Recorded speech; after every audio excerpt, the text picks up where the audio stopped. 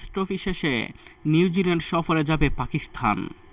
5 ম্যাচের টি-20 ও 3 ম্যাচের one day series খেলবে দুই দল।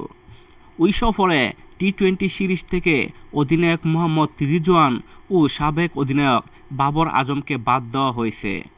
সালমান আগাকে টি-20 এর নেতৃত্বভার দেওয়া হয়েছে।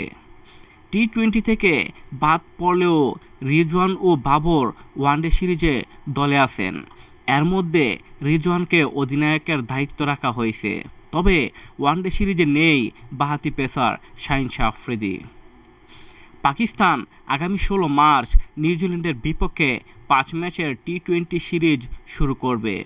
এরপর 3 ম্যাচের ওয়ানডে সিরিজ শুরু হবে। পাকিস্তানের টি-20 দলে ডাক পেয়েছেন হাসান নওয়াজ, ওমারইন ইউসুফ, ইরফান নেওয়াজি, সুফিয়ান মুকিম ও বিপিএল খেলে যাওয়া জাহানদাদ খান।